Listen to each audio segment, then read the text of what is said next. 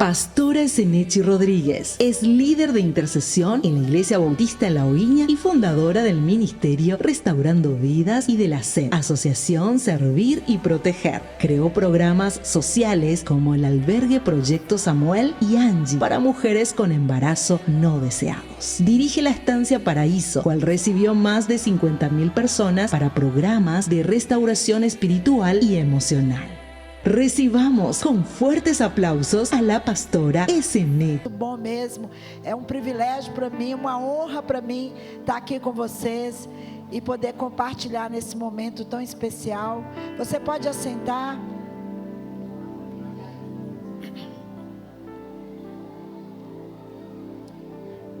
A parte mais importante da casa do Senhor são vocês, que lideram, que estão à frente. Qual é a nossa responsabilidade diante do Senhor? Eu quero começar essa manhã te fazendo uma pergunta, por isso eu te peço, feche os teus olhos.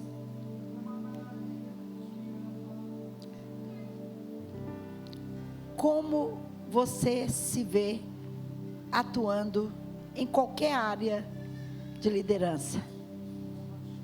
Como você se vê? Como você está cansado?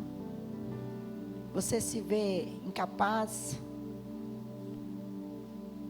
Você se vê pressionado? Como você se vê? Você se sente amado? Você se sente rejeitado? Seus valores, como você se vê?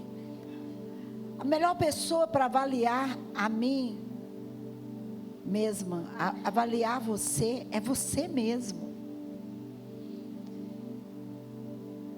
Espírito Santo, eu te peço nesta hora, que o Senhor venha trabalhar em nós. Precisamos, Senhor, entender e compreender, porque o tempo mudou, a estação mudou, mas o Senhor não mudou. Mas nós precisamos compreender no Espírito o que o Senhor quer fazer através de nós. Ajuda-nos, Senhor, que nesta manhã o Teu Espírito venha soprar fôlego de vida, fôlego de vida. Fôlego de vida, fôlego de vida, venha soprar esperança, alegria da salvação, em nome de Jesus, em nome de Jesus, em nome de Jesus, aleluia, aleluia, aleluia, aleluia, glória a Deus, aleluia. Eu quero compartilhar com vocês uma história que todo mundo conhece, que está em 1 Reis 18, o filmador, se eu vim para cá, eu te atrapalho aí? Porque senão eu fico muito, e aqui eu vejo lá, eu gosto de ficar olhando para as pessoas, então você pode colocar aqui para mim o púlpito, por favor?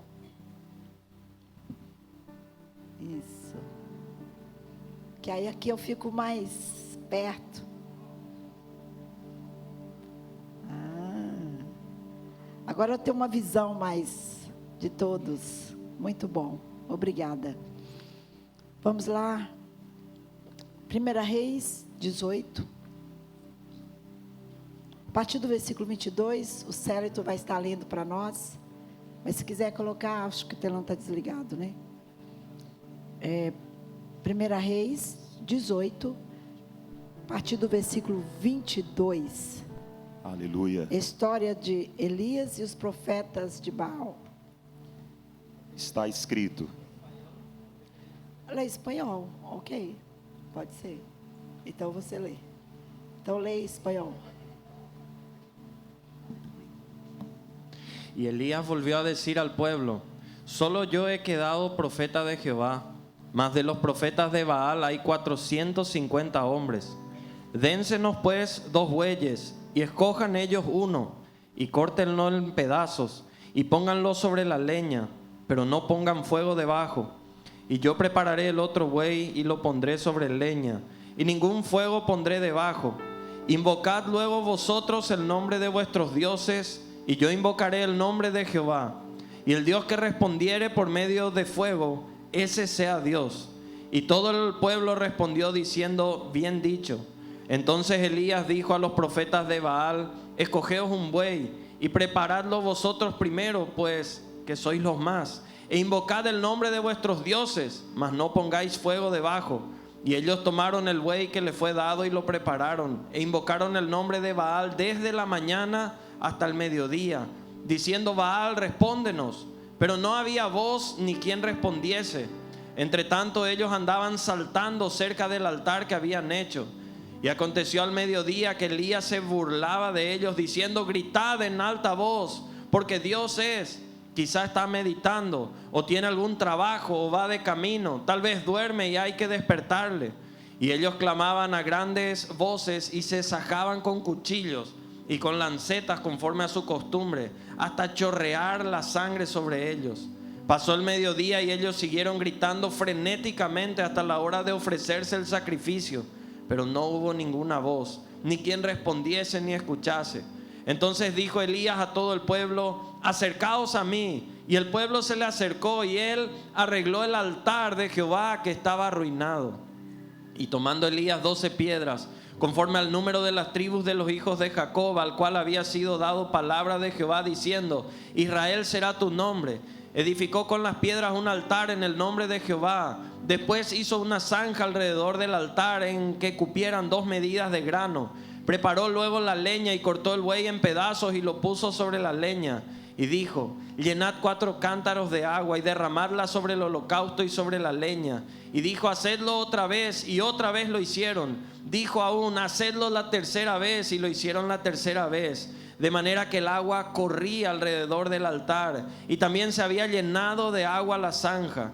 Cuando llegó la hora de ofrecerse el holocausto, se acercó el profeta Elías y dijo: Jehová, Dios de Abraham, de Isaac y de Israel, sea hoy manifiesto que tú eres Dios en Israel, y que soy tu siervo, y que por mandato tuyo he hecho todas estas cosas. Respóndeme, Jehová, respóndeme, para que conozca este pueblo que tú, oh Jehová, eres el Dios, y que tú vuelves a ti el corazón de ellos. Entonces cayó fuego de Jehová y consumió el holocausto, la leña, las piedras y el polvo, y aún lamió el agua que estaba en la zanja. Viéndolo todo el pueblo se postraron y dijeron: Jehová es el Dios, Jehová es el Dios. Entonces Elías les dijo: prended a los profetas de Baal, para que no escape ninguno. Y ellos los prendieron, y los llevó Elías al arroyo de Sisón, y allí los degolló. Aleluia, aleluia, aleluia. Nós podemos ver aqui uma história muito parecida com a nossa história de hoje. Elias foi um homem com várias, a história dele é muito linda. Mas chegou um tempo que Jezabel se levanta para matar, destruir todos os profetas. E eu vou fazendo paralelo a nós, a Bíblia, e ao que está acontecendo conosco. Há uma ação maligna, satânica, para destruir todos os profetas de Deus. Quando nós falamos de profetas, muitas vezes nós pensamos profetas é aquele que entrega profecia, ou aquele que tem um dom específico. Toda área que você atua, você é um profeta. Você precisa dominar a palavra de Deus. Você precisa entender o seu papel, porque qualquer área que você venha executar no reino de Deus, você passa a ser um profeta daquela área. Outra, um pastor, ele é um profeta, porque ele profetiza a palavra de Deus. Ele profetiza aquilo que é verdade. Ele está profetizando a palavra. Eu digo que a maior profecia é a Bíblia, porque nela não há sombra de variação. Eu posso errar, eu posso ser usado pelas minhas emoções, por tantas coisas, mas quando eu profetizo a Bíblia, ela se garante.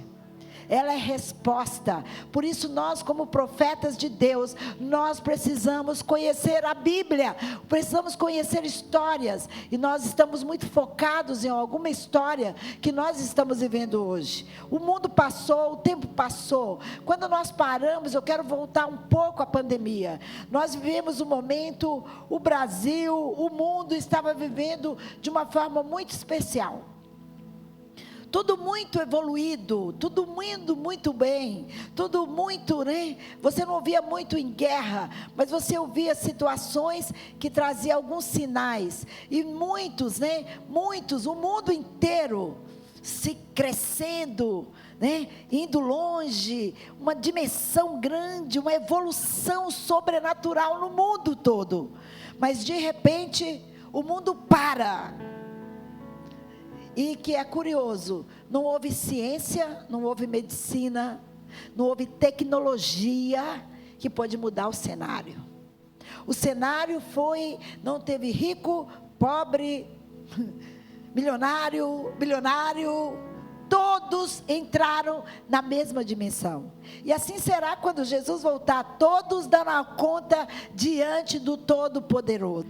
A visão é matar a humanidade, a visão é tirar a humanidade, que o mundo não vai suportar mais tanta gente. Então cria-se um método, uma coisa diabólica, né, maligna, para destruir o que é importante para Deus, que somos nós, o ser humano. Cada um tem o seu dia, o seu momento, mas nós vimos tantas pessoas que a gente não entende como morreu. Como morreu? Então, vamos pular essa parte. Mas, o que eu quero dizer com isso? Então, nesse tempo que nós vivemos, nesse período que nós vivemos um tempo de amedrontados, desesperados, em pânico, e o estrago continua. Com isso, a mudança, o crescimento do mundo, o crescimento de empresas, o crescimento de tudo, né, parou. Então o Covid se foi, diz que ele está voltando, mas o estrago, o inferno não para. As empresas fechando, pessoas falindo, milhares de pessoas na rua, porque não conseguem mais pagar o seu aluguel. Devastador. Porque, eu volto a repetir, como eu disse ontem, ele veio para matar, roubar e destruir. E ele está fazendo todas essas coisas. Mas o que é curioso, voltando para o que nós acabamos de ler, Elias e seus profetas daquela época estavam passando por um momento difícil, e a ordem de Jezabel era acabar com os profetas, a destruir os profetas, calar a boca de todo mundo. Mas Elias tinha uma condição, Elias ficou ali para aquele tempo. Ei, preste atenção, será que não é para esse tempo que Deus permitiu você estar vivo? Assim como Elias, como profeta, Elias se escondeu, Elias fugiu, Elias ficava, né, em lugares, ia de um lugar para outro, porque existia um propósito na vida de Elias, existe um propósito na sua vida. Primeira coisa que nós precisamos entender como líderes, não importa qual a sua função de liderança, entender que eu e você estamos vivos porque há um propósito, e Deus quer contar com você nesse propósito. Você pode aplaudir, há um propósito na sua vida, há um propósito na sua vida. Você precisa sair desse lugar de mais ou menos, de talvez, sabe, de executar parte. Você precisa tirar os seus olhos do homem, você precisa tirar os seus olhos da sua liderança maior. Quando eu falo tirar os seus olhos, não é olhar o que ele está fazendo, você precisa pôr os olhos em Jesus, e por causa dos olhos em Deus, você vai abençoar, você vai caminhar com a liderança que Deus colocou na sua vida. Mas se você não olhar para o alto, você vai tombar, você vai cair, você vai desanimar, você vai parar no meio do caminho, você não vai ter força, você vai desistir. E a pandemia fez exatamente isso. Pessoas pararam, comércios fecharam, a miséria tomou conta, a estação mudou. Você já percebeu? Quando é muito calor, calor insuportável. Eu estava vendo uma matéria dizendo que vai acontecer um caos no mundo, porque não suporta mais. A terra não está suportando mais. Vai ser devastador. Você pode perceber o calor que veio esse ano, insuportável, 40 graus. Bom, não sei aqui, mas no Brasil, a gente não passa por um calor assim. É o Nordeste, o Norte, mas o Sudeste não. Mas nós estamos vivendo um período de 40 graus no Sudeste, coisa absurda. O que está acontecendo na Amazonas, ou seja, a Bíblia está conectada conosco e nós precisamos estar conectados com a Bíblia, conectado com o tempo que nós estamos vivendo. E Elias ali correndo, de repente ele manda um recado, ele encontra com um menino e ele manda um recado, e aí manda chamar ele de volta, e vem, e aí vamos acabar com essa guerra, vamos acabar com essa briga. Profetas de Baal, os profetas de Baal, eles estão inseridos também no meio do povo de Deus. Nós precisamos alertar para isso. Os profetas de Baal estão por aí. Os profetas de Baal estão aí pelo mundo, estão fazendo coisas, servindo a outros deuses, e não preciso dizer claro aqui o que tem acontecido, não sei aqui, eu não conheço a história, mas no Brasil, esquerda, direita, nós estamos vivendo isso, nós estamos vivendo essa opressão, nós estamos vivendo esse momento terrível, o que será do Brasil? Mas eu tenho uma certeza, que há um Deus poderoso sobre o Brasil, eu tenho a certeza, que o Brasil tem oração, o Brasil tem jejum, o Brasil tem adoração, e eu quero que Paraguai também, porque se eu estou aqui nessa terra, é porque Deus tem um plano nessa terra, e Ele vai edificar altares nessa terra, e você pode ser um Elias, você precisa ser um Elias nesse tempo, você precisa entender isso no seu espírito. Então Elias chama aquele povo, os profetas de Baal, que era muito mais. Elias era apenas um, e ele faz a proposta que você acabou de ler, ele faz a proposta, vamos resolver esse problema então, quem é o Deus verdadeiro? Quem for o Deus verdadeiro é aquele que vai responder com fogo. Se o Deus de Baal é o Deus verdadeiro, então eu vou submeter ao Deus de Baal, mas se o meu Deus é o Deus poderoso, vocês vão submeter a mim. Mas curioso, então eles tomaram posição e começaram a fazer o que o mundo tem feito, clamado por Baal, clamado pela mentira, pelo engano, pela destruição. Vocês já perceberam que o ser humano tem ficado tão maldoso? Olha o que nós estamos vivendo lá em Israel, os terroristas. Eu fico imaginando, uma mãe gerou um terrorista? Não gerou. A maldade, o nível de maldade, de matar uma mãe, abrir o ventre, esmagar a criança dentro do ventre, coisas assim, horríveis, ser humano. Todos são criaturas, ninguém nasceu do vento, todos são criaturas de Deus, mas vem o quê? As trevas, toma a pessoa, ela fica insensível, ela tem o prazer de ver o sangue derramar, ela tem o prazer de queimar uma pessoa viva. Isso é terrível, e nós precisamos acordar para isso, nós precisamos sondar o nosso coração, nós precisamos nos alinhar.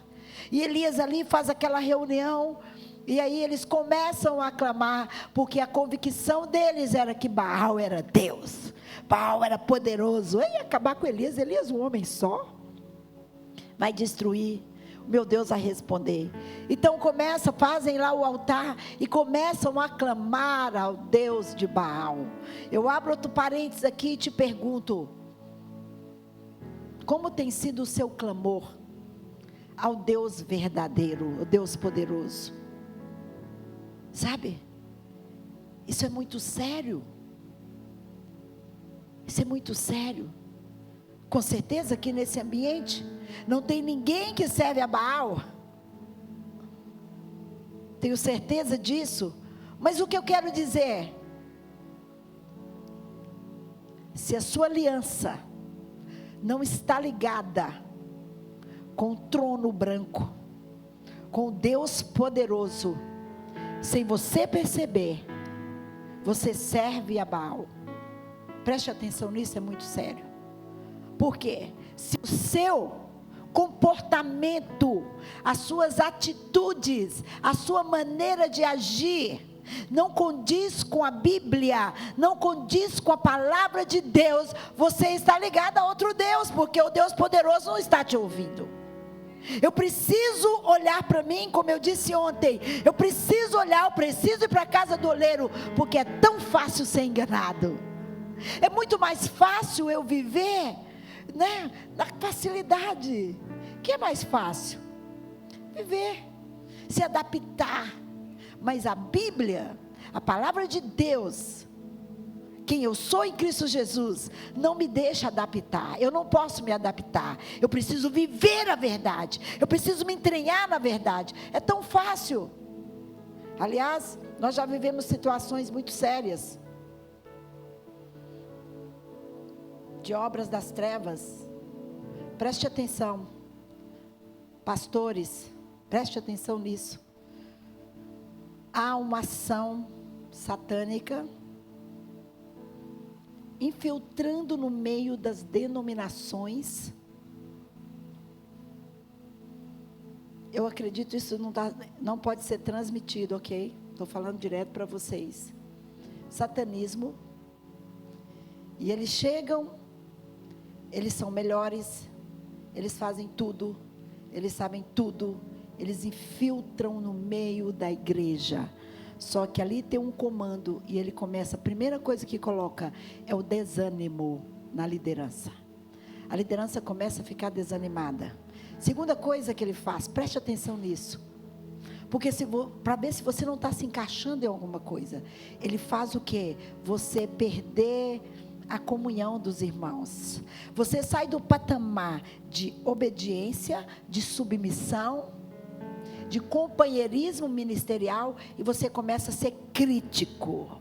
Aí você começa a olhar, mas aquilo está errado, mas aquilo outro não está bom, a mensagem não está falando mais, o louvor, você começa a ver defeito em tudo, você começa a olhar com os olhos diferentes, e você começa a ser crítico, você sai do patamar espiritual, e vem para o patamar carnalidade, com a sua visão distorcida, e ao pouco eles vão minando no meio. Eu conheço história, tenho ajudado pessoas que já caíram nessa cilada, onde pessoas chegaram como fortes líderes, companheiros da liderança principal da igreja, fazendo tudo, mas era contra a igreja do Senhor.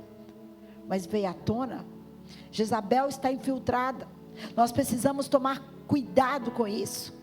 Nós precisamos estar alerta com essas coisas. Nós não podemos ser cegos. Nós não podemos ficar alheio ao que está acontecendo. É a verdade. A mesma ação contra a vida de Elias é a ação contra a igreja do Senhor hoje. E nós precisamos ficar alertados com isso. Eles querem infiltrar em todas as denominações, em todas as igrejas, para destruir a imagem de Deus, para destruir, tirar força, sugar, destruir, sabe, manchar, e você perde a força. Quando você perde a força, você não tem mais força para orar, você não tem força para jejuar, você não tem força para dobrar o joelho, você começa a ver tudo errado, você começa a sentir paralisado,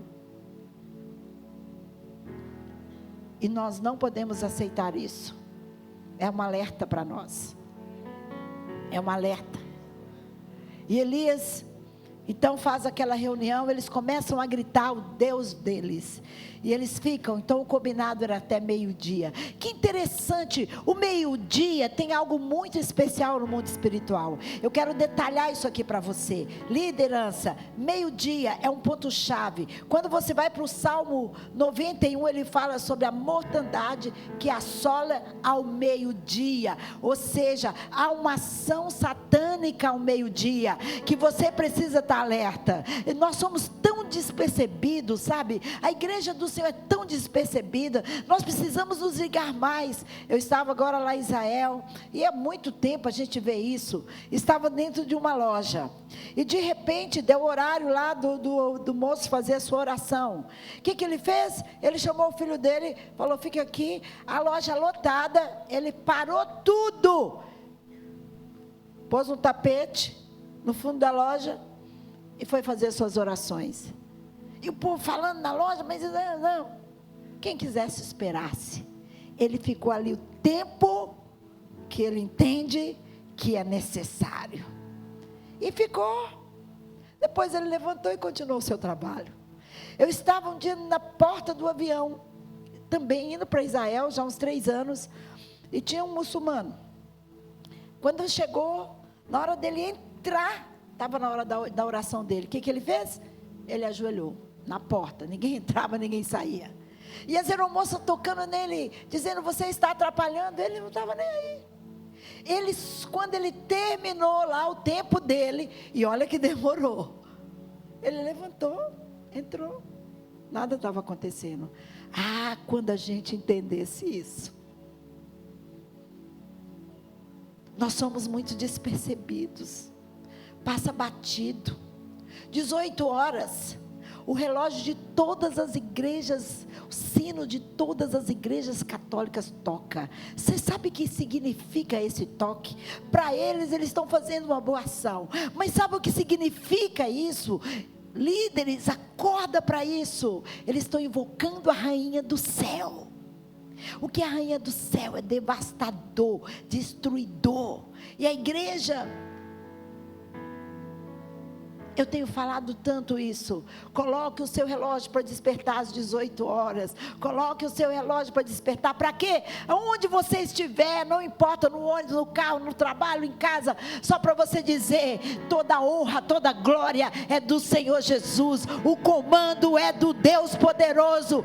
Nós não adoramos a rainha do céu. Nós adoramos o Deus criador dos céus e da terra. Aleluia, glória a Deus. Exaltado seja o nome do Senhor. Aleluia. Aleluia, aleluia, aleluia. Nós precisamos fazer isso.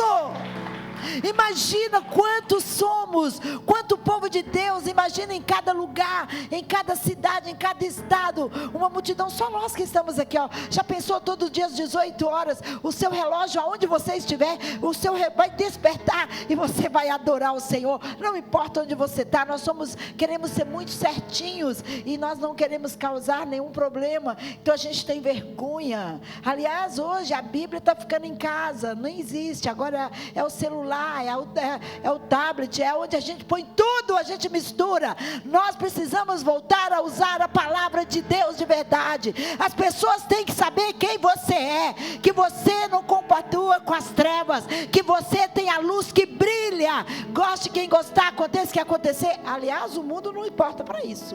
Eles atuam e nós ficamos, e o que acontece? Está levantando uma dimensão infernal para intimidar a nós e cada vez nos encolher e a gente jogar na parede. Não, nós temos que avançar, nós temos que ir avante, porque nós é que temos a verdade, nós é que temos a verdade. Você carrega a verdade, por isso você precisa ter novidade de vida, você precisa ter vida cristã, você precisa na sua casa, você precisa brilhar. O Espírito de Deus precisa atuar dentro da sua casa, no meio da sua família, nos seus relacionamentos. Não pode ser de mentira, não pode ser base de conta, tem que ser de verdade, porque Satanás sabe quem é quem. Às vezes você pode subir no altar e ele ficar te olhando, dando gargalhada. Lá, me serve. Mas ninguém aqui serve Satanás. Servir é uma palavra muito forte. Mas remediar com ele é muito fácil. Porque se eu não cumpro o meu papel, nem estou dizendo como líder agora, como homem de Deus e mulher de Deus, eu estou negociando com ele. Ele veio para matar, confusão, destruição, fazer tantas coisas ruins. Mas Jesus vem, Jesus é paz. Jesus é alegria. Jesus é tudo que eu preciso. Eu preciso trazer esse Jesus para perto de mim. Ele está dentro de mim. Eu sou casa de Deus, eu sou morada de Deus. Eu preciso entender isso. Mas eu preciso caminhar também com Ele. Ele precisa estar nos meus negócios. Ele precisa estar nos meus momentos. Ele precisa estar nas minhas decisões. Ele precisa estar todo o tempo presente comigo, naquilo que eu preciso, porque eu não vivo mais. É Cristo que vive em mim. Porém, vamos voltar, Elias ali, e eles gritavam, e eles zombavam. E aí, você está dormindo, está viajando. Ele está com outro povo, está em outra cidade. Enfim. Chegou o meio-dia e nada aconteceu. Eles se retalharam. O que o mundo tem feito? Tem se retalhado. O mundo tem vivido uma opressão. Uma opressão. As pessoas perdendo a identidade. Querendo mudar de sexo. Sabe? Querendo infiltrar nas igrejas, querendo obrigar que nós concordamos, mas nós não desprezamos a ninguém, mas nós não concordamos com o pecado. Jesus, Ele veio para libertar o pecador, Ele veio para nos tirar do império das trevas. Ele ama o pecador, mas Ele não ama o pecado, e nós não temos que compactuar com isso. Nós não podemos, mas nós temos que orar. Porque a lei quer dizer assim para nós: a igreja é obrigada a fazer casamento, a igreja é obrigada, se você não for, você vai preso, nós vamos sofrer perseguições. Agora eu estou disposta? Eu estou preparada? Eu tenho estrutura emocional, estrutura espiritual para enfrentar e pagar o preço se necessário for? Eu preciso me preparar. Eu preciso me preparar. Eu preciso me fortalecer. Eu preciso me fortalecer. Eu preciso me fortalecer. Você precisa se fortalecer. Você precisa se fortalecer. Eu não sei o que está por vir por aí. E Elias, de repente, Elias sabia o Deus que servia. Preste atenção nisso. Ele sabia o Deus que ele servia. Ele sabia que Deus estava com ele. Ele tinha convicção daquilo. Só que muitas vezes nós pegamos a nossa convicção e queremos ser mais. Elias fez algo. Desfaz esse altar. Desmancha. Vamos fazer outro altar. O altar. Vamos consertar o altar. Primeiro passo para que você tenha uma liderança e êxito é consertar o altar. E eu pergunto, como está o seu altar? Que altar é esse? Como é que está o altar da leitura bíblica? Como está o seu jejum?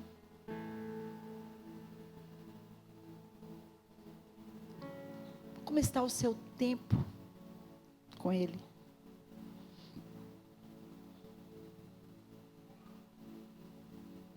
E ele foi refazer o altar.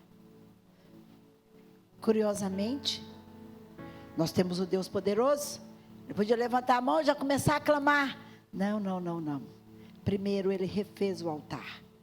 Ele consertou o altar. Ele desfez aquilo que não era bom. Ele desfez aquilo que não mostrando para as pessoas como funcionava. Curiosamente, um altar restaurado, ele tem respaldo. Preste atenção nisso. Um altar restaurado, ele tem respaldo do céu. Um altar restaurado tem respaldo do céu. Ele brada por você. Um altar manchado, um altar com brecha, não tem respaldo do céu. E ele corre o risco de se afundar.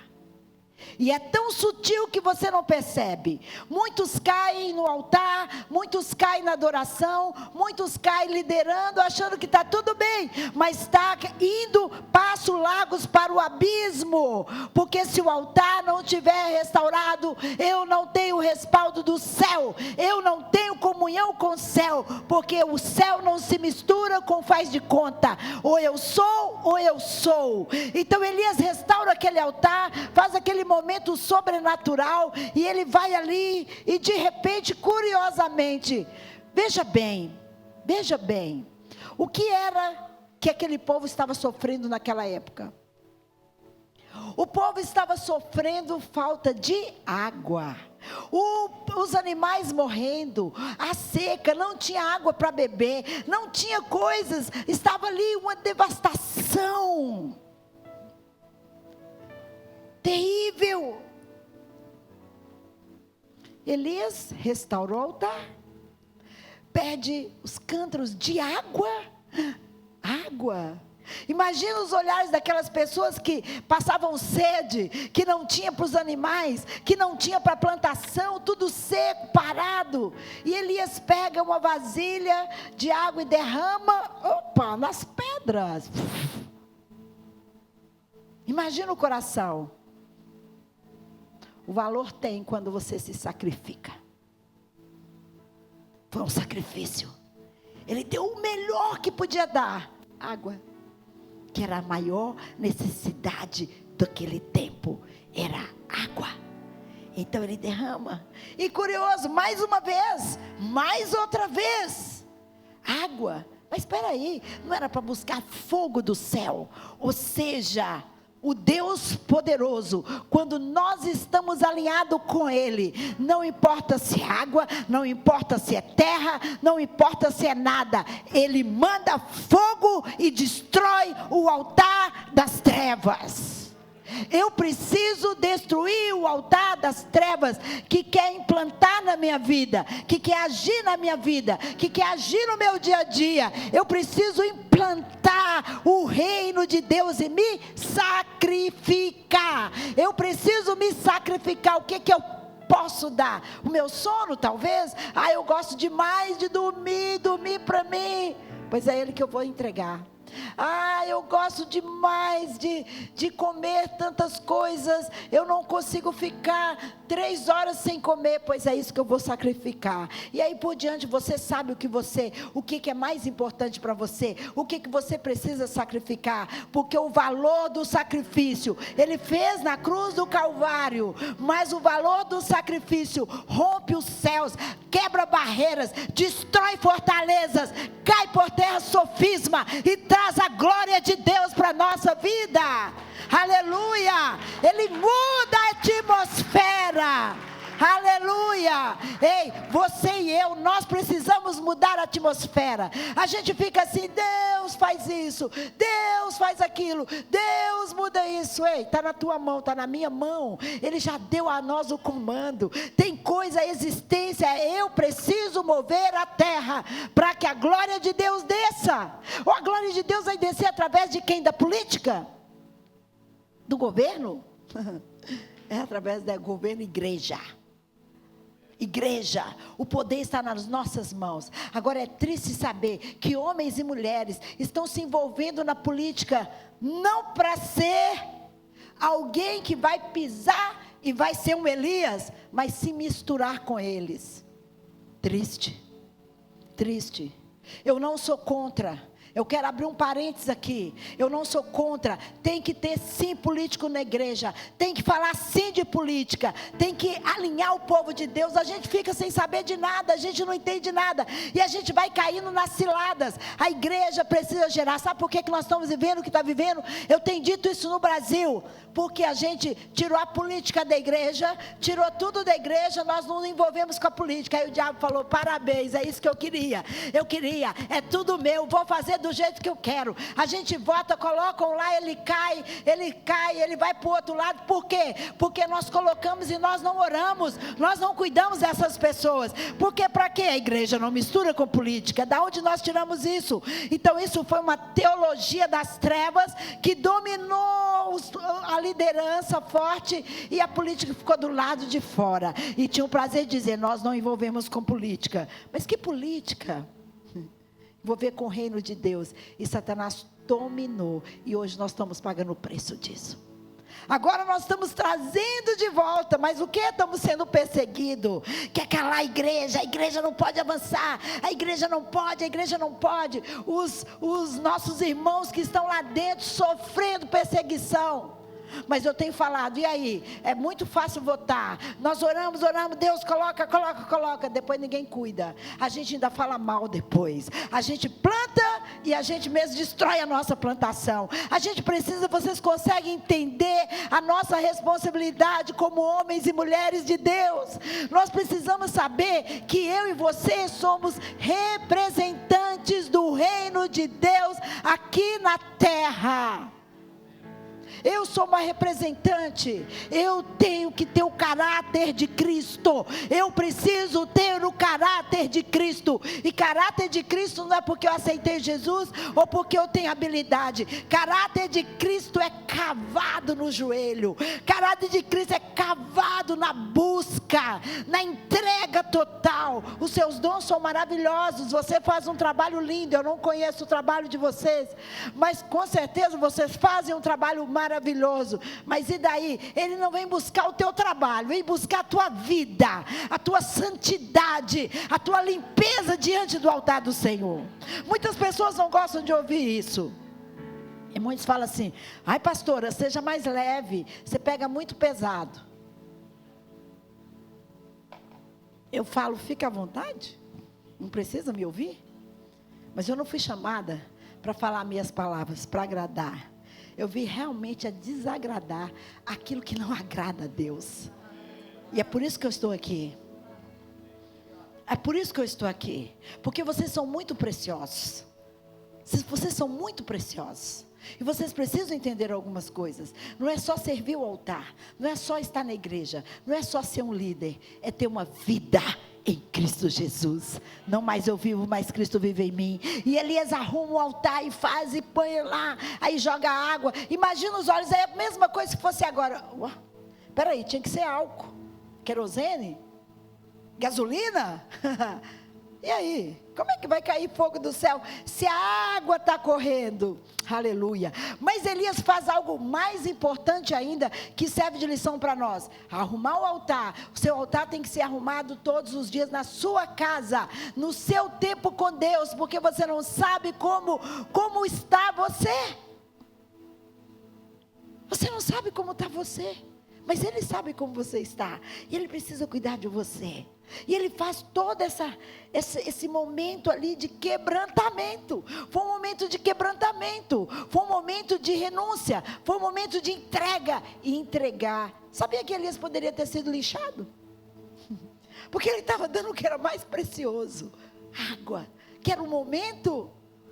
E ali, mas o que aconteceu? Todos ficaram abismado o que estava acontecendo, e com certeza achando assim: o Deus dele não vai responder, ele está colocando água. Mas eu não sei, mas você também não, mas o Deus poderoso, ele tem os seus meios de agir, daquilo que é impossível, o possível você faz. Para que eu preciso de Deus impossível? Tudo bem, eu tenho comunhão com Deus, Ele está comigo em todas as coisas, mas tem coisa que eu tenho que fazer, mas o impossível Deus faz. Elias para tudo e começa a clamar: Deus de Abraão, Deus de Isaac, Deus de Jacó, Deus de Israel, manda fogo no céu, preste atenção, para que este povo saiba, tipo, eu sei quem tu és. Eu estou fazendo tudo isso aqui para que esse povo saiba que há um Deus sobre os céus e terra, que há um Deus sobre essa terra.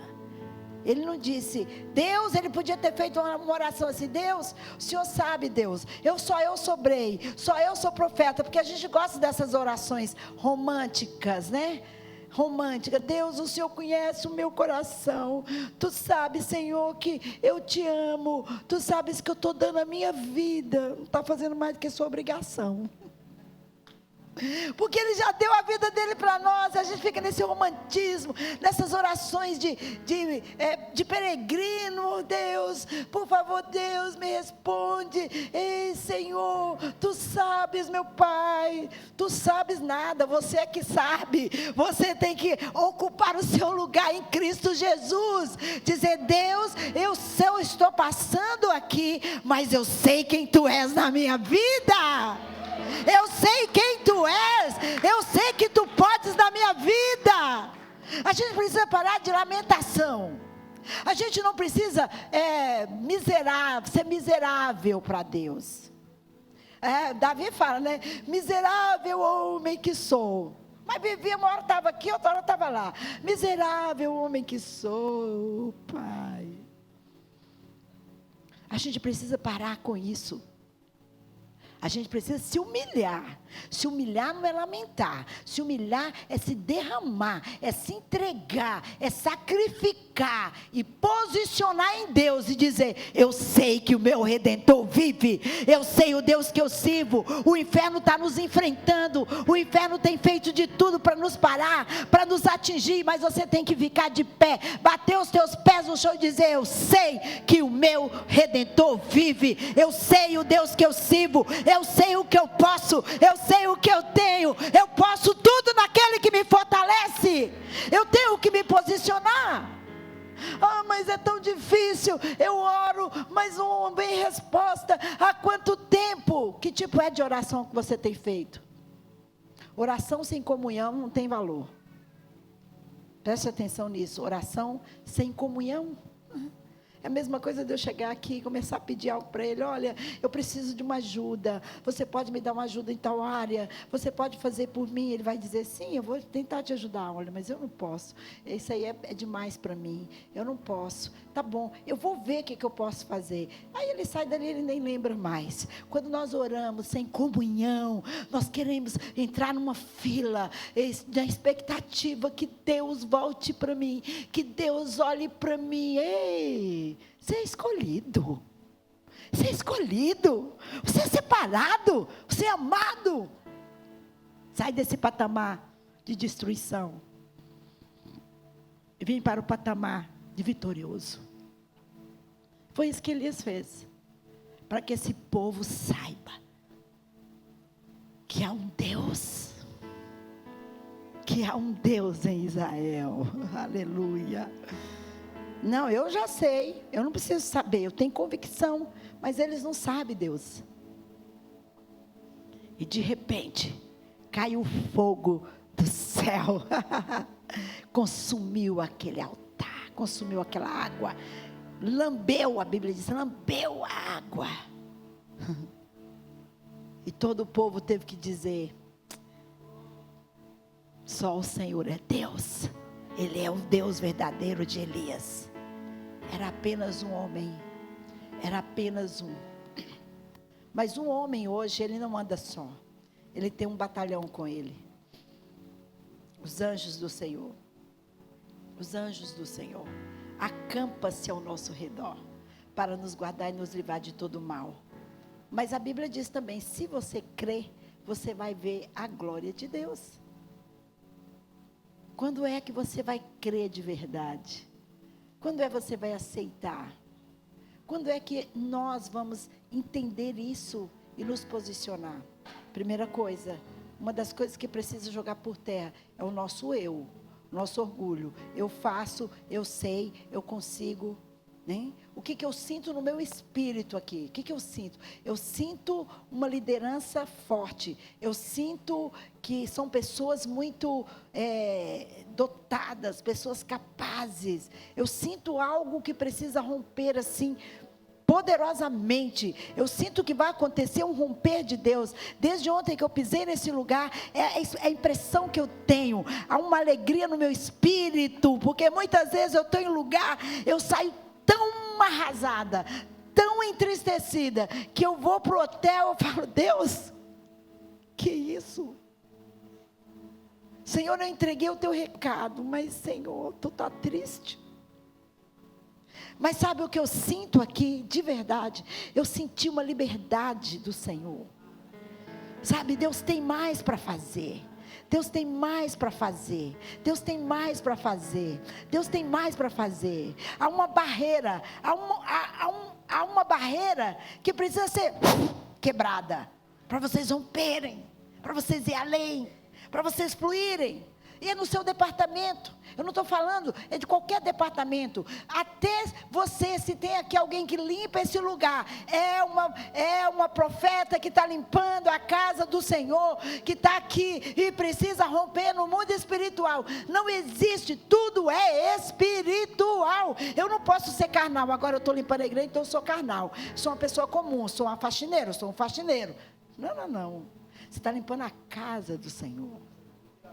Você está servindo aos líderes, estão servindo. Igual ali na sala eu cheguei, tinha umas meninas me servindo ali, que coisa linda, servindo a casa do Senhor. É profeta, ocupa o teu lugar em Cristo Jesus, não é o cargo, não é a sua posição. Há um dia quando Deus me ungir, que eu pregar e você é uma bênção, você nunca vai ser bênção. Seja bênção no que você faz, sentado no banco, na porta recebendo alguém, seja uma bênção. Tem alegria da salvação, alegria da salvação, alegria da salvação. E o fogo desceu, consumiu o altar das trevas, e todo aquele povo foi morto, foi destruído. Mas pois bem, continua a história de Elias. Elias ora, aí o fogo, mas o povo precisava de fogo, gente, naquela época. Nós estamos precisando de fogo? Nós estamos precisando de água. Chuva seródia do céu. Elias faz o que? Ele podia falar, eu sou demais, Deus é comigo mesmo. Está vendo aí, ó, o fogo veio, consumiu tudo, mostrou que o meu Deus é poderoso, só alegria. Agora eu vou fazer uma festa, vou fazer um banquete. Acabe assustado, ele fala para Acabe, ó, vai, pode ir, vai. O que ele fez? Ele desce, pôs os seus joelhos no chão. A Bíblia diz o rosto. Se você continua o texto, que não precisa eu ler, depois se você lê em casa, se você não conhece. Ele põe o rosto entre os seus joelhos e clama a Deus. Esse é o momento. O fogo está aí, a destruição está aí, a confusão está aí. Nós precisamos de água do céu, de chuva do céu, de chuva do céu. Nós precisamos parar e começar a orar, a clamar a Deus, a chamar a glória de Deus, chamar a unção de Deus. E Elias ali, em vez dele comemorar, ele fala para o moço, vai lá ver se tem alguma nuvem. Ele volta e fala, não tem nada. Ele manda o moço de volta. E ele volta e diz, olha aqui, ele lá orando, clamando a Deus, olha, eu vi uma pequena nuvem. Às vezes nós esperamos grandes coisas para poder atuar. Comece a atuar com a pequena nuvem. Comece a atuar com a pequena nuvem. Mas essa nuvem, ela só virá se você pôr os teus joelhos em terra. O mundo já no maligno. O mundo está tomado pelas trevas. O mundo está tomado pelo circuito que quer jogar todo mundo no mesmo balaio, no mesmo saco e ser comandado, nos oprimir, nos acabar. Mas vamos pôr os joelhos em terra. Vamos pôr, olha só, Acabe, o marido da Jezabel, ele falou, vai lá, vai descansar, vai. Ele foi para o lugar certo. Esse é o lugar nosso. É joelhos, até que a pequena nuvem aparece. Quando a pequena nuvem apareceu, o menino falou, uma nuvem do tamanho da mão de um homem. Ele diz, fala para Acabe descer, pegar os seus carros e descer, porque vai chover tanto, ele não vai poder sair depois. Se você crê no poder de Deus, se você tem joelhos no chão, não são as notícias que têm chegado para nós, não são as notícias que têm vindo, as ameaças que temos sofrido, mas essas ameaças, elas são verdadeiras, mas ela quer recuar você. Primeiro é uma ameaça para você ficar quieto, parar, fecha a igreja cedo, baixa o microfone, olha, não vai para a rua, não pode mais falar isso, não pode mais falar aquilo, não pode. Ele está nos acorralando para depois nos aprisionar. Mas os nossos joelhos dobrados,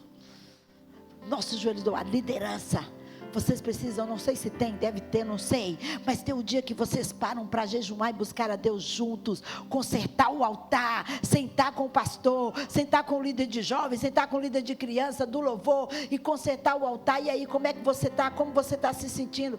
Eu estou me sentindo desamparado, eu estou sentindo, vem cá, se consertar em jejum e pôr a cara no pó. Há uma multidão esperando, há uma multidão que entra aqui, mas o Espírito do Senhor me disse que tem uma multidão esperando para entrar, um alinhamento melhor de vocês, para essa multidão chegar a um povo sedento de Deus, a um povo desesperado de Deus. Eu não sei qual congregação que você é, da onde você veio. Deus tem um povo separado, aonde você está executando o chamado pastoral. Deus tem um povo esperando para você romper, para eles entrarem, para a chuva descer. A chuva precisa descer, precisa haver um alinhamento, precisa haver retorno, precisa haver alimento do céu. E o alimento do céu vem através dos seus joelhos. Os seus joelhos vai te alimentar, os seus joelhos vai te fortalecer, os teus joelhos vai quebrar jugo, o teu joelho vai trazer novidade de vida. Você vai ver os milagres do Senhor.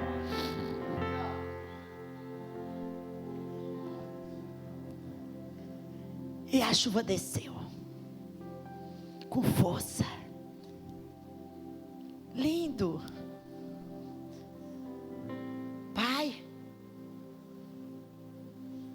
Pai, Deus de Isaac, Deus de Jacó, Deus de Israel, manda fogo do céu para que esse povo saiba que há um Deus na minha vida, que há um Deus sobre Israel. Ok. Uau, mas o povo não precisa de fogo, o povo precisa de água, fazer chover. Então deixa eu ir para o meu lugar, deixa eu descer, deixa eu ir para a casa do oleiro, deixa eu descer, deixa eu ir para a casa do oleiro, deixa eu me assentar, deixa eu buscar, fechar meus olhos, desligar de fora e olhar só para o céu. O que o Senhor tem para revelar? O que o Senhor tem para falar? O que o Senhor tem para me dizer? O que o Senhor tem para me dizer? Chuva, chuva, chuva, chuva, aparece, Senhor. Manda os teus anjos, Pai. É nesse lugar, sabe, onde você para, onde você se vê um nada, como no ventre da sua mãe, encolhidinho ali. Pai, perdoa os nossos pecados, perdoa as nossas iniquidades, perdoa porque ficamos debaixo de uma ação jezabélica. E aí você vai orando,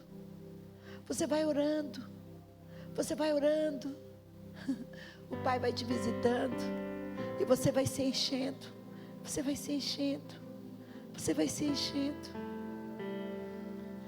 se entregando, você vai tendo mais comunhão. O Pai não pode revelar segredo. Você revela segredo para quem você não conhece? Você vai revelar segredo para quem você não tem intimidade? Não. Para quem você não tem intimidade, são poucas palavras. Você não tem intimidade. Tudo bem? Como você está? Está tudo bem? Sua família? Uma conversa ali, outra conversa artificialmente. Quando eu não tenho comunhão, eu não tenho coragem de parar e ficar ali, eu e o Pai. A minha comunhão é tão forte que eu posso ficar parada e eu sei que Ele vai falar comigo. Eu sei que Ele vai me visitar. Eu sei que Ele vai me tirar do lugar de medo, de pavor. Às vezes a gente fica desesperado, porque as coisas não estão funcionando do nosso jeito, porque as coisas, eu quero fazer a obra de Deus, é a obra de Deus. Então calma, é de Deus, não é sua. Faça só a sua parte. Se você está sendo perseguido ou anulado, que coisa boa, parabéns, você está de parabéns, você está sendo promovido. Mas se você ficar no lugar, vivendo isso, mas se sentindo um pobre coitado, alguém desprezado, alguém rejeitado, eu estou sendo impedido, não me deixe fazer a obra de Deus. Aí, deixa eu te falar uma coisa, para com esse romantismo. Dentro do seu quarto, ninguém te impede a nada. Ninguém te impede você clamar ao Deus poderoso. Aí tem um detalhe, aí sempre que ele fala, vai lá, Gabriel, vai lá ajudar minha filha, meu filho lá, ó. Vai lá, ele está de joelho lá, ele está me clamando, agora vai lá, resolve para ele. Vai lá, Miguel, vai lá, pega, vamos lá, pega as espadas e desce. Vai lá. Porque tem joelhos dobrados, eles não podem fazer. Ele pode mandar um anjo e mudar qualquer história. Você dentro do seu quarto, por que não dizer dentro do seu banheiro? Não importa onde, mas importa quando ele olha de lá e vê você prostrada no altar. Ele se apaixona por nós. Ele se apaixona pelo nosso coração. Ele vê um coração, sabe? Ninguém pode fazer nada por nós, mas Ele pode fazer tudo por nós. Ele pode mudar a atmosfera. Ele faz tudo. Mas Ele precisa te encontrar. Aonde é que Ele te encontra? Na igreja? Não. Ele quer te encontrar na sua intimidade. Aqui está um tanto de gente. Como é que Ele vai te encontrar aqui? Ele não pode encontrar você aqui, a mim aqui, porque você também está aqui, você também está aqui, você também está aqui. Ele tem poder para dar atenção a todos? Tem, mas o que eu quero dizer é, Ele quer encontrar com você, você e Ele. Você e Ele. Naquela hora que você ali clama, que você deita para o chão, Senhor, eu quero ser um jardim. Quero ser um jardim fechado, cuidado e regado pelo Teu Espírito. Sabe? E aí ele fala assim, peraí, essa causa não é sua não, dá aqui para mim essa causa, eu vou guerrear por você. Deixa eu te falar uma coisa para você. Deus me tira de São José dos Campos, bem casada, um filho, vida estabilizada, fazendo a obra de Deus. Meu marido, um dos gerentes da GM, General Motors, foi mandado para São José dos Campos, para abrir uma área nova, tudo maravilhoso. A casa dos meus sonhos, que eu tinha construído, tudo lindo, tudo muito lindo. E Deus começa a nos pedir, nos chamar para Belo Horizonte, Minas Gerais. Falei, não, Deus está de brincadeira comigo. Lugar feio, eu estou em São José dos Campos, é lindo, maravilhoso. É uma cidade pequena, mas tem tudo, meu Deus. E aí Deus fala com o meu esposo dentro da empresa. Porque o chamado, Deus me chamou, desde o ventre da minha mãe. Meu esposo é um trabalhador, provedor da casa. Como que eu ia dizer para ele, olha, Deus está nos chamando, sai do emprego, vamos para lá. Não. E eu falei, Senhor, eu não posso mover uma palha e não vou mover. Mas o Senhor pode mover. É isso que o Senhor quer de mim? Ou se é isso que o Senhor quer de mim? Não, porque eu não sou só. É isso que o Senhor quer da nossa família? Então, meu marido sabe onde ele trabalha? Deus, é lá naquela empresa. O Senhor vai lá, conversa com ele. É comigo. Eu preciso submeter a Ele. Um belo dia ele chega em casa e fala, olha, eu fui visitado. O Senhor está nos chamando para Belo Horizonte. Mas na hora que ele falou, eu falei, misericórdia, Senhor. O Senhor ouviu de verdade? Estava tudo bem confortável para mim. Muito bem fazendo a obra do Senhor. E aí, Satanás começa a articular. Quando tudo estava já resolvido, eu recebo uma equipe de pastores, de liderança. Preciso citar da onde, de outra denominação. Sempre fui batista renovada. E eles vieram, porque eu ajudava uma denominação grande lá em São José dos Campos. Ajudava como eu ajudo, por meu chamado. E eles fizeram uma reunião, veio o presidente, eles chegaram e falaram assim: nós queremos que você fica. Nós queremos, nós temos não sei quantas igrejas, nós queremos que você nos ajude em todas as igrejas. A igreja que você ajudou, levantou, olha, tá outra coisa e tal, e tal, e tal. E fizeram uma bela oferta para mim, coisas assim que não... E eu disse para eles: eu não estou indo por opção. Porque um dia eu entreguei a minha vida para o Senhor. E eu disse para ele: faz de mim o que o Senhor quiser. Confesso para vocês, eu não quero ir. Não está enchendo os meus olhos. Mas eu vou. Porque eu não vivo mais. É Cristo que vive em mim. E eles acharam um absurdo. Quanto que você vai ganhar lá? Eu disse: não sei. A única coisa que eu sei é que eu tenho uma casa para morar. O resto eu não sei nada. Eles não falaram nada comigo. E eu vim para BH. Quando eu estava saindo de BH, o meu telefone tocou de casa. Ah, detalhe. E Deus falou para nós: vende o melhor carro. Vende não. Dá o melhor carro. Ué, Senhor, dá para quem? Beleza. E vai preparada. Não espera flores. Falei: Jesus, desisto agora, Pai. Misericórdia, já está saindo. E fomos para BH. Chegamos lá, não conhecia ninguém. Mal. A única pessoa que eu conhecia era a Ana Paula Valadão, que foi restaurada na minha casa lá em São José. Estava em depressão profunda. Não conhecia pastor Márcio, não conhecia a igreja da Lagoinha. Até que a Ana Paula chegou na minha casa. E aí cheguei em BH. Igreja grande. Meu número já era 12 mil e tanto. E Deus começou a trabalhar. Deus começou a trabalhar. O pastor Márcio, na bondade dele, fala: filha, eu quero que você atende todos os obreiros da igreja. Pastores, líderes, meu Deus. E começamos a trabalhar. Começamos a trabalhar também com Diante do Trono. A primeira coisa que Deus fez, disse para mim: para todo o grupo. Para. E a Estância Paraíso, quem já foi sabe, não era nossa. A gente alugou aquele lugar para ir fazer o retiro do Diante do Trono. 4 dias. A ordem foi: quem não for, não fique no grupo mais. E nós fomos. E lá foi a libertação da Helena Tanuri, que ela conta a história dela.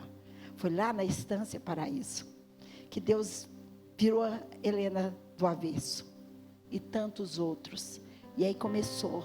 E isso incomoda o inferno. Espera aí, que mulher é essa? De onde ela veio? Começamos a atuar na igreja. Deus me deu um comando: 90 dias de oração no altar. Eu procurei o pastor e disse: pastor, eu preciso orar 90 dias aqui. O senhor permite? Sim. Deus me deu 2 horários, meia-noite e 5 da manhã. Então eu tinha 2 vezes por semana. Um dia era meia-noite e 5 da manhã, com uma das minhas filhas espirituais que veio comigo de São José. E nós oramos. E Deus começou a abrir o bueiro que estava oculto e escondido. E Deus começou a entregar tantas coisas. Eu falei: Deus, misericórdia. Fizemos o tempo de oração. Ficamos em silêncio. Eu disse: tá bom, Deus. Revelação espiritual, a pessoa pode falar: isso é carnalidade. Ficou doida. É mais uma maluca que chegou. Porque quando a pessoa é muito pontual, ela é considerada como desequilibrada. E Deus falou para mim: fica tranquila, filha. Eu vou trazer as provas, as pessoas vão te procurar. Eu vou dar sonho às pessoas. E meu nome era difícil, pouca pessoa conhecia. Ezenete, não existe. E aí eles vieram. Começava, as pessoas chegavam, me procuravam e falavam: olha, Deus mandou eu vir falar com você. Deus mandou, eu sonhei com o seu nome. Deus mandou. E pessoas de várias me entregavam situações que exatamente batia com aquilo que Deus tinha revelado. Porém, passou o tempo, Deus disse para mim: agora chegou a hora. Eu falei: eu não vou procurar pastor para falar nada. É a intercessão que está aqui. Para de ficar levando recado para pastor. Você tem que orar para que Deus revele ao pastor. Se você vai falar com ele, você precisa ter muita direção de Deus. Intercessão não é para mandar em pastor. Intercessão não é para dar direção na igreja. Intercessão é para gerar o que está no coração de Deus para a igreja. E Deus pode te revelar coisas, Deus pode te revelar situações, Deus pode, é para você guardar em segredo. 3 perguntas: Senhor, é para mim só? É para eu procurar o líder? É para eu compartilhar com o grupo? Espera Deus responder. Se não responder, fica em silêncio. Porque muitas vezes Deus quer usar só você lá no seu quarto para mudar uma situação. Depois você vê o resultado, mas você, silêncio. Você só dá glória a Deus. Não é tudo que você fala. Ocupa o seu lugar, ocupa o seu lugar. Ocupa o seu lugar. Intercessão não é profecia. Intercessão é choro, é gemido, é cara no pó. É gerar o que está no coração de Deus. Não tem problema nenhum ser profeta. Eu sempre quando eu estou em escola de intercessão, eu ensino: não me coloca líder de intercessão que é profeta, pelo amor de Deus, que tem dom de profecia, porque ele vai só profetizar. Ele não vai orar, porque ele é profeta, ele tem que entregar profecia. Intercessão é quem tem cara no pó, que está ali. Não quer dizer que ele não pode profetizar. Entenda o que eu estou dizendo, mas não pode confundir as coisas. É para gerar, é para trazer existência o que não existe. Eu ali, no púlpito gerando, quieta, um dia o Senhor disse para mim de madrugada: hoje é o dia do seu encontro com o líder da igreja. Oramos, eu fui falar com ele, entreguei tudo que Deus tinha e falei para ele: olha, se hoje for o meu último dia, pode ficar tranquilo, eu volto para minha terra em paz. Se foi só isso que Deus me trouxe aqui, a partir de agora a responsabilidade é tua, pastor.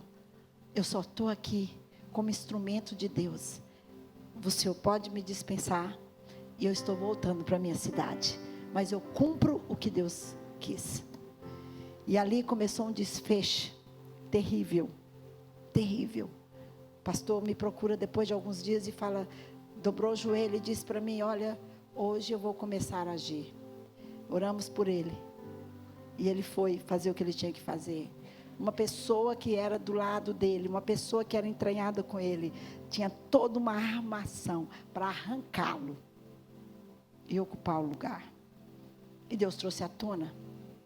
Mas quando ele faz os confrontos com as pessoas, a coisa virou para mim.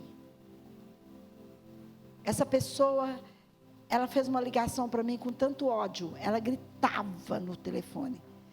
E ela terminou dizendo assim: não passa na frente do meu carro, porque se você passar, eu dou ré e passo, eu passo em cima, dou ré e passo de volta. Ódio contra mim. Mas não era a pessoa. A gente precisa entender uma coisa. A gente precisa entender. Quem tem raiva, ódio, é o diabo. É ele que usa pessoas. Ele faz da pessoa uma marionete. E em oração. Mas para minha surpresa, virou uma revolução contra mim. Leia o meu livro que vai te edificar muito. E começou a perseguição contra mim. E as pessoas começaram a me titular de tudo que não presta: desequilibrada, bruxa, enviada do diabo para a igreja para destruir a igreja. Esses eram os meus nomes. E eu comecei a viver. Eu vivi quase 6, 7 anos perseguida. Se eu chegasse na igreja, eu sentasse no lugar, as pessoas que estavam do meu lado, elas levantavam, na cara dura, saía de perto de mim. Elas não ficavam perto de mim, porque eu era uma mulher das trevas. Eu fazia coisa ruim. E a coisa espalhou de tal maneira, pessoas se reuniam para orar, para que Deus me tirasse de BH viva ou morta. Mas eu sempre tinha convicção de quem eu era em Cristo Jesus. Sabe qual é o nosso problema? Quando a luta vem, a gente desacredita quem a gente é. E eu me fortalecia, sabe aonde? Na madrugada, dentro da banheira do meu apartamento. Eu deitava ali. Olha, eu posso dizer, eu sei o que é derramar lágrimas de sangue. Chorava ali, gemia diante de Deus. Porque todas as coisas que estavam acontecendo. E o mais cruel para mim, mas Deus me deu vitória, foi quando a segurança da igreja armou um sequestro para o meu filho, para vingar de mim. Mas Deus deu um grande livramento. Nesse tempo, nesses dias que eles prepararam para levar o meu filho, ele fica doente. Pleno calor, maio, ele fica com pneumonia. Eu disse para o meu esposo, falei, olha, não vamos reclamar, porque o que está acontecendo com o Lucas, Lá na frente Deus vai nos falar o porquê. O Lucas ficou em casa 15 dias, ele tinha apenas 8 anos, muito mal. Segundo, eu saí de lá, com tudo na regalia, chego em BH, com tudo regrado. Meu filho não tinha convênio, eu não sabia o que era entrar num hospital público, eu não sabia o que era isso, eu nunca tinha ido. E aí de repente eu vejo meu filho com 40 graus de febre, eu chego no hospital público de criança, fico até meio-dia, e eles falavam assim, não, tem caso pior do que o do seu filho. Eu nunca tinha vivido aquilo. Imagina se você não tem o equilíbrio espiritual. Eu poderia chegar para o pastor e falar, olha, meu filho está ruim, eu preciso de ajuda. Mas uma coisa eu decidi, quem me chamou foi Jeová Jireh Rafá, não foi Lagoinha, não foi pastor Márcio. Às vezes a gente transfere, Deus está mandando, Deus me trouxe. Mas quando as coisas apertam, você vai para cima de quem é o líder. Mas quem te trouxe? Foi o líder ou foi Deus? Então você tem que posicionar. Eu me posicionava ali, nunca sentei na frente dele para contar alguma coisa. E ali nós saímos, eu vivi uma experiência, quando eu entrei no carro com meu marido, com o filho, em febre, não podia ligar para a família, porque a família era contra que a gente estivesse em BH, porque eles achavam um absurdo ele deixar uma empresa daquela, para ir para um lugar sem emprego, sem nada. E eu ali, não podia ligar para ninguém, não tinha dinheiro, para pagar uma consulta particular. Eu entrei no carro, meu marido debruçou no volante, desabou a chorar. E eu disse para ele, não fala nada, não fala nada. Deus está conosco. Deus está nos ensinando alguma coisa. Você precisa aprender algo. Quando você está passando por uma situação, pergunta o que Deus quer te ensinar, porque Ele quer que você cresça. Você cresça, não vai para lamentação. Deus quer que você cresça. Então você tem que falar, Deus, eu quero aprender. Era a minha oração. O que o Senhor quer me ensinar? Eu quero aprender, com todo sufoco.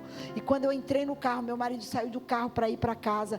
Nós saímos no carro, Deus falou assim para mim, vai na farmácia, preste atenção nisso, 2 quarteirões da sua casa, que eu nem sabia que existia, compre supositório de Novalgina, que eu também não sabia que existia, e compre 2 vidros de pantomicina, assim.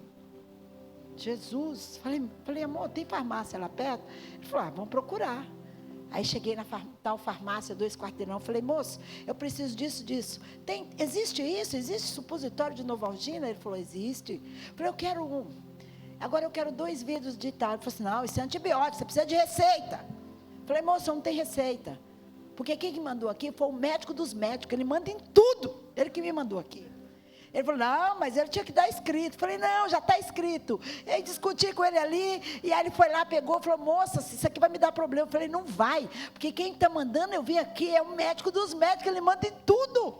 Fique tranquilo. Peguei meus remédios, fui embora, comecei a medicar o meu filho. E ele começou a melhorar, eu consegui uma consulta na quarta-feira depois. Aí quando eu cheguei, falei para o médico e tal, fez o raio-x, seu filho está com pneumonia muito grave. Aí eu falei, pois é, mas ele está tomando tal. Ele olhou e falou, mas quem te passou esse remédio? Aí eu falei, foi um médico. Ele falou, está certa a medicação. A única coisa que você vai fazer é aumentar mais um vidro, porque é essa medicação que vai curar seu filho. Deus cuida dos mínimos detalhes quando você está nele.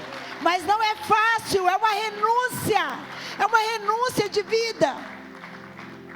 E ali tudo começando, e aí passam-se meses. Chega o segurança na minha sala.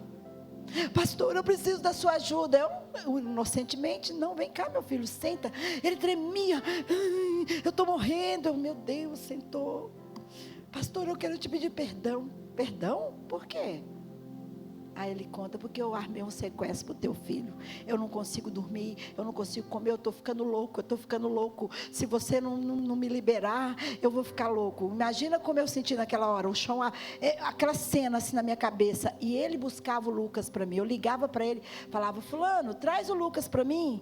Ele tinha acesso total. Eu fiquei imaginando, eu ligando, procurando o Lucas e eu não achar. Aí eu falei, por que você fez isso? Ele falou, porque, não sei por quê, porque ninguém gosta de você aqui. E aí agora eu estou morrendo, você tem que me tirar desse lugar. Eu estava com a intercessora, eu repus a minha força, ele sentado, caído assim no chão, peguei a mão dele, levantei, senta aqui. Pus a minha cadeira na frente dele. E falei, eu te perdoo. Sabe por que eu te perdoo? Porque Deus livrou meu filho. Meu filho está intacto. Eu entendo porque meu filho ficou doente. E eu abracei ele, orei por ele, chorei ali. Confesso que eu não sei se eu estava chorando pelo que ele estava me contando, se eu estava chorando por ele. E eu liberei perdão para ele ali. E ele falou para mim, se você contar, eu vou ser mandado embora. Eu falei, eu vou contar para quem? Se Deus levou meu filho, mas não faça mais isso. E ele sai dali da minha sala, eu caio no chão. Eu passei muitos dias sem imaginar, sem pensar, meu Deus, meu filho. E Deus guardou o meu filho. Eu passei por várias situações, mais de 12 vezes quebraram o vidro do meu carro. Colocavam um bilhete assim, você não é bem-vindo aqui. Mas eram as pessoas? Não, gente, era o diabo. Não existia Estância Paraíso ainda. Tudo que ele queria minar era a Estância Paraíso, era o Restaurando Vidas, para que as pessoas não fossem lá. Então ele tinha que me tirar de BH, porque era plano de Deus em BH. Era plano de Deus que eu estivesse ali. Mas eu fui para a cruz, eu fui para o Senhor, eu ia para o Senhor, eu clamava. Não tinha amigos, não podia falar com ninguém. Só com Ele, só com o Pai. Eles fizeram uma investigação na minha vida. As pessoas que me ajudavam em casa, eles investigavam tudo. Pegaram a minha foto, levaram para o Daniel Mastral, para ver se eu era uma satanista. Uma pessoa que não foi identificada, e também eu pedi que eu não queria justiça, eu não queria que identificasse nada. Ela entra, graças a Deus que era só e-mail na época, e manda um e-mail para todo o Brasil, para as maiores lideranças. Eu enganei-o diante do trono. Eu enganei a igreja da Lagoinha. Eu sou uma satanista. Eu dominei a igreja. E esse e-mail espalhou para todo lado. As pessoas ligavam para mim e falavam assim, ué, que história é essa? Você mandou um e-mail? Eu não mandei e-mail nenhum. E ali chorando no altar do Senhor, sendo desprezada, não pelo pastor Márcio e a família dele. Pelo contrário, eles me acolheram, porque a cúpula da igreja reuniu o pastor Márcio e disse, tira essa mulher, manda essa mulher embora. Mas a família se uniu e falou, não, só se ela é uma satanista, a Ana Paula Valadão disse para o pai, então a partir de hoje eu também sou. Porque quando eu estava em depressão, querendo me matar, ninguém aqui da sua igreja conseguiu me ajudar. Foi lá na casa dela, foi lá que Deus me deu a primeira música, foi lá que Deus me levantou. Então, se satanismo tem esse poder, então a partir de hoje eu vou ser igual ela. E Deus começou a operar. Mas Deus é muito lindo. E Deus me levou para o Brasil, nesse período que a igreja não me aceitava. Então Deus começou os seminários de intercessão. Nasceu, dentro desse tumulto todo, nasceu a Estância Paraíso, promessa de Deus. E tudo foi acontecendo na minha vida. Mas porém, eu ali, Deus, eu quero aprender rápido. Porque talvez hoje eu poderia olhar, achar que eu era demais, que eu sou demais. Olha a Estância, vem gente do mundo inteiro. Olha, eu sou procurada. Eu podia estar no orgulho, mas eu fui amassada, eu fui espremida. Eu vivia na casa do oleiro. As pessoas falam assim para mim, você tem noção quem você é? Tenho, eu sou Ezenete, filha do Deus Altíssimo. O resto é resto para mim.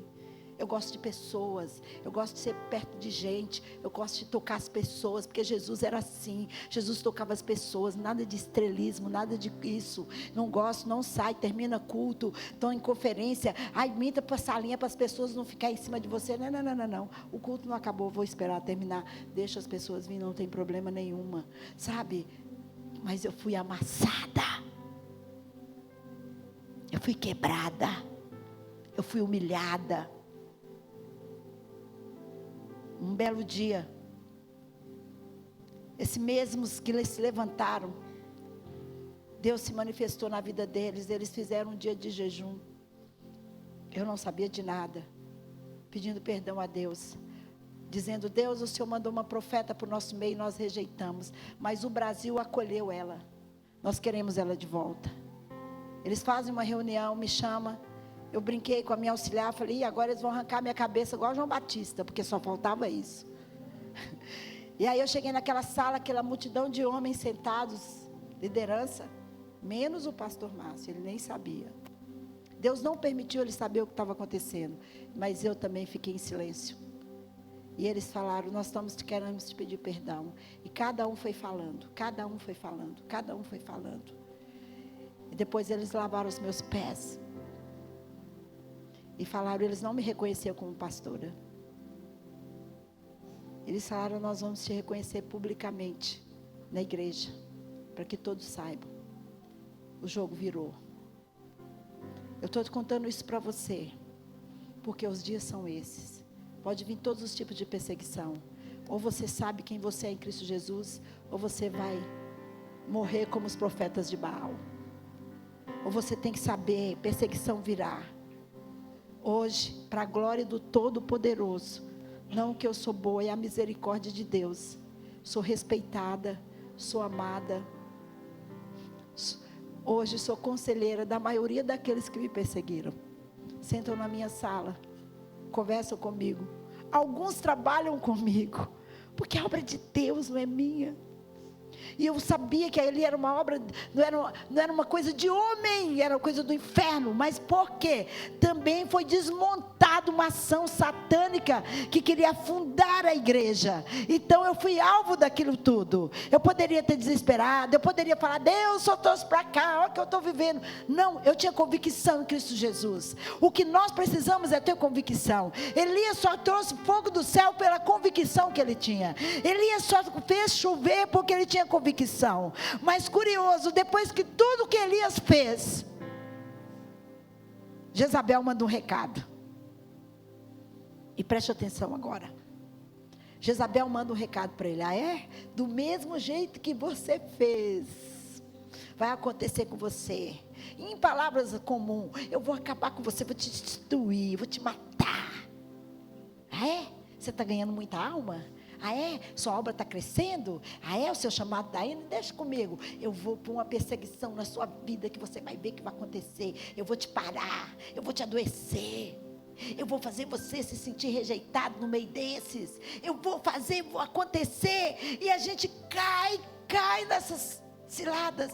O que acontece com Elias? O cara forte, o cara que fez fogo descer do céu, que restaurou o altar, que orou, o que aconteceu? Ele recebe um recado de Jezabel e ele teme. Aí ele vai o quê? Para a caverna. Vai para a caverna. Deus, pois é, Deus, aí, estou na caverna.